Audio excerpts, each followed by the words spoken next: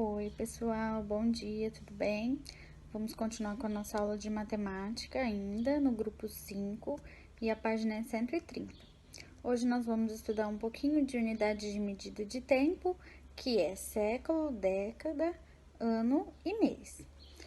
As unidades mostradas nas atividades anteriores, que nós estudamos sobre horas, minutos e segundos, marcam tempo. Geralmente, quando este é menor que. Então, pessoal, para que nós conseguimos medir coisas menores do que um dia, nós usamos horas, minutos e segundos. Maiores que um dia, nós usamos meses, séculos, décadas, né? Semanas. E aí, para isso acontecer, usamos o quê? Um calendário para indicar a marcação de alguns períodos. Então, nós temos o calendário, que vai mostrar pra gente dias, semanas e meses. Após isso, sobre as unidades de medidas adotáveis em calendários ou que têm relação direta com anos, destacamos a semana, né, que é um período de 7 dias, que identificamos como domingo, segunda, terça, quarta, quinta, sexta e sábado. Depois nós temos os meses, que podem variar aí de 28 a 31 dias, dependendo do mês e do ano. E o ano, que é um período que corresponde em nosso calendário de 365 dias ou 366 dias, no caso dos anos bissexto. Os dias do mês, em relação aos dias da semana, muda de um ano para o ano. Então, pessoal, para que nós conseguimos medir coisas menores do que um dia, nós usamos horas, minutos e segundos. Maiores que um dia, nós usamos meses, séculos, décadas, né? Semanas. E aí, para isso acontecer, usamos o quê? Um calendário para indicar a marcação de alguns períodos. Então, nós temos o calendário, que vai mostrar pra gente dias, semanas e meses. Após isso, sobre as unidades de medidas adotáveis em calendários ou que têm relação direta com anos, destacamos a semana, né, que é um período de 7 dias, que identificamos como domingo, segunda, terça, quarta, quinta, sexta e sábado. Depois nós temos os meses, que podem variar aí de 28 a 31 dias, dependendo do mês e do ano. E o ano, que é um período que corresponde em nosso calendário de 365 dias ou 366 dias, no caso dos anos bissextos. Os dias do mês, em relação aos dias da semana, muda de um ano para o ano. Então, se pararmos para analisar, o mesmo dia de hoje, no ano passado, não era o mesmo dia da semana, tá bom? E a marcação desse tempo de um ano tem relação direta com o movimento de translação que a Terra faz em torno do Sol. O tempo de um ano corresponde a aproximadamente 365 dias, 5 horas, 48 minutos e 48 segundos. Esse período de quase 6 horas a cada ano acumula-se em 4 anos, formando um dia a mais no mês de fevereiro, que é o dia 29, pois 4 vezes 6 é igual a 24 horas, ou seja, mais um dia.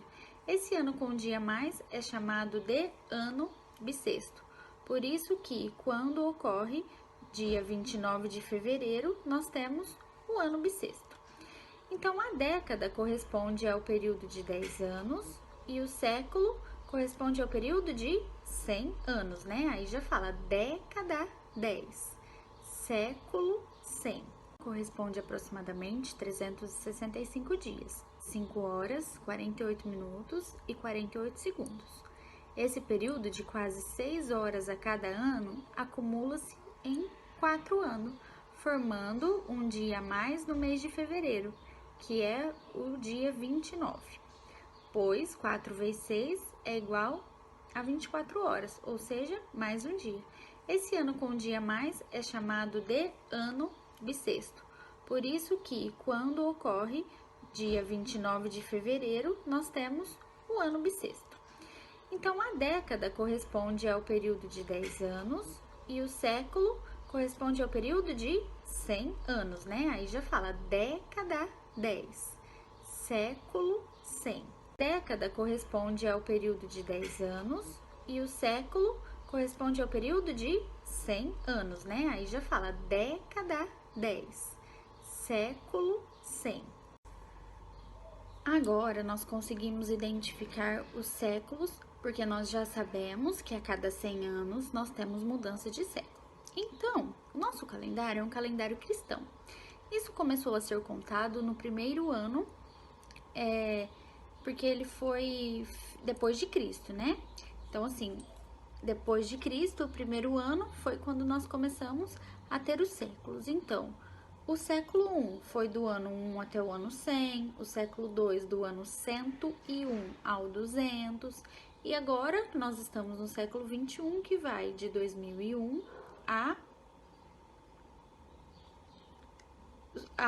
até o ano 2100. O milênio corresponde a um período de 1000 anos.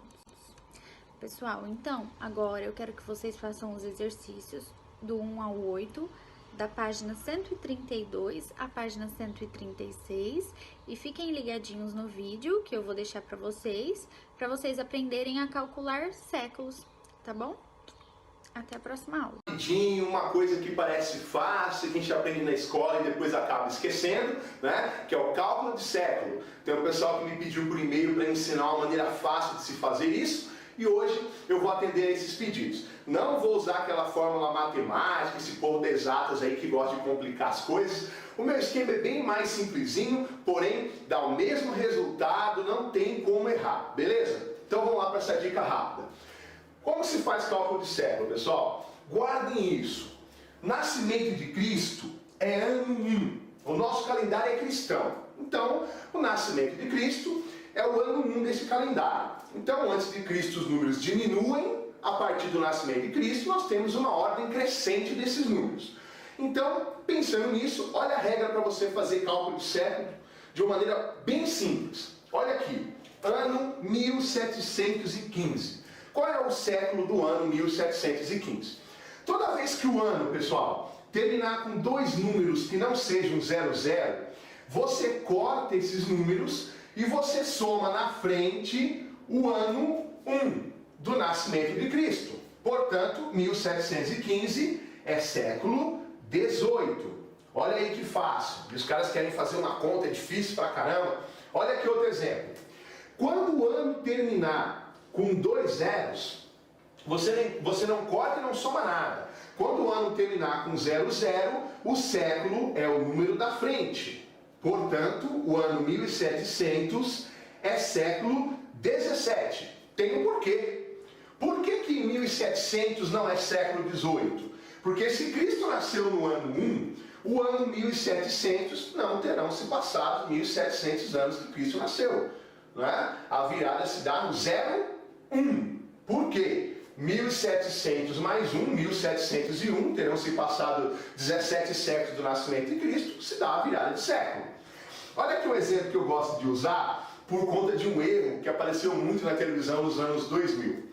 Na virada do ano 1999 para o ano 2000, não é o cara denunciando a idade, né, mostrando que é velho, a mídia noticiava o seguinte: daqui a pouco, daqui a algumas horas, século 21. Não, gente, não passa vergonha na televisão.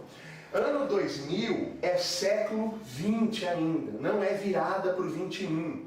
Olha aí a regra, terminou com 00, século é o número da frente, portanto, né, ano 2000 é século 20. A virada se dá, olha aqui, ó, no 01, corta, só o número 1 do nascimento de Cristo, século 21. Olha aqui, ó, e o exemplo vale para com menos números. Olha aqui, ano 1975, corta, soma o número 1 do nascimento de Cristo, século 10.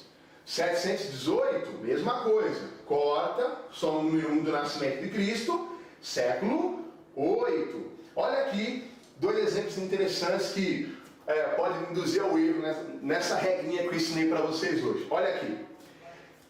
Ano 51. Qual é o século do ano 51? Ano 51 é século 1. Por quê? Porque estamos ainda no primeiro século do nascimento de Cristo. Ano 99 é a mesma situação. Olha aqui a regra para vocês. Do ano 1 do nascimento de Cristo ao ano 100, ainda estamos no século 1, porque é o primeiro século do nascimento de Cristo.